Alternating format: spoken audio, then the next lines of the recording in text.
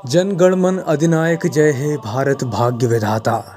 यह गीत जिसे सुनकर कईयों के शरीर में तरंगें दौड़ने लगती हैं, तो वहीं कुछ ऐसे भी हैं जिन्हें ये फूटी आंख नहीं सुहाता। इन दूसरे प्रकार के प्राणियों में कुछ प्राणी ऐसे हैं जो ये मानते हैं कि रविन्द्रनाथ टैगोर ने यह गीत ब्रिटिश राजा जॉर्ज पंचम की स्तुति में गाया था, तो वहीं कुछ धर्म के ठेकेदार इसमें आने वाले पद भारत भाग्य विधाता को इस्लाम के खिलाफ बताते हैं।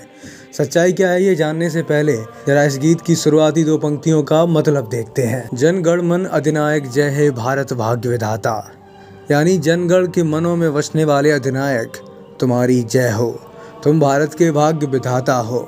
तो यहाँ ये सवाल उठता है कि इस गीत में वो शख्स कौन है जिसकी वंदना हो रही है, जिसे भारत का भाग्य विधाता कहा जा रहा है।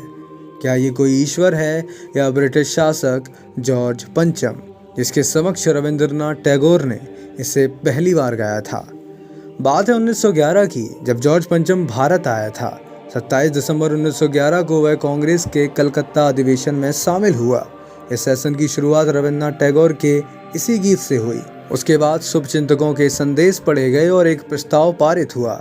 अंत में जॉर्ज पंचम के सम्मान में कुछ बच्चों ने बादशाह हमारा शीर्षक की एक कविता भी गाई, जिसे किसी रामभुज चौधरी ने लिखा था।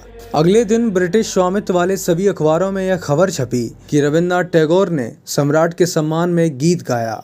वहीं राष्ट्रीय मीडिया कुछ और ही कह रहा था।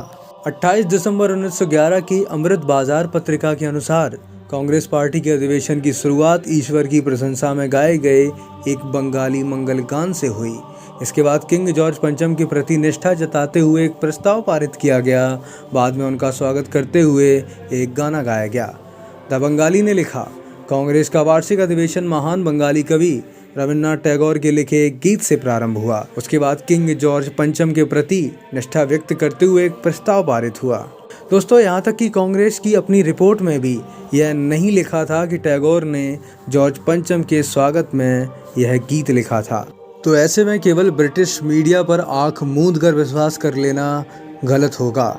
अब सवाल ये आता है कि आखिर गुरुदेव ने यह गीत लिखा किसके लिए। इस प्रश्न का जवाब स्वयं गुरुदेव ने दिया 1937 में। टैगोर बताते हैं कि एक ब्रिटिश ऑफिसर मेरा दोस्त था।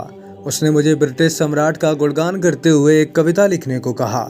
इस बात पर मुझे बहुत गुस्सा आया, जिस वजह से मैंने जनगण मन यह गीत लिखा, जिसमें मैंने भारत के भाग्य विधाता के बारे में लिखा कि ये देश आदिकाल से अपना भाग्य खुद लिख रहा है। वो भाग्य विधाता जॉर्ज पंचम तो कतई नहीं हो सकते। टैगोर के स्पष्टीकरण के बाद भी कुछ लोग इस मामले को उठाते रहे, जिस पर चिढ़कर टैगोर ने एक बार फिर कहा, जॉर्ज चौथा हो या पांचवा, मैं उसके बारे में क्यों लिखूंगा। इस बात का जवाब देना भी मेरा अपमान है। दोस्तों, क्या आप जानते हैं कि जनगण मन में कुल 5 पद हैं और राष्ट्रगान के रूप में हम इसका केवल पहला पद ही जानते हैं।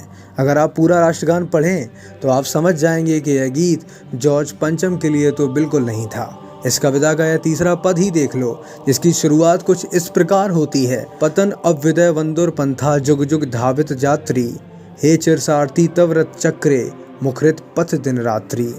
इसमें टैगोर भारत के भाग्य विधाता के बारे में कह रहे हैं कि उत्थान और पतन के बीच जीवन एक अंधकार में रास्ता है, जिसमें हम यात्रियों ने युगों युगों से तुम्हारे रथ के उन पहियों का अनुगमन किया है जो दिन और रात को मुखरित करते हैं।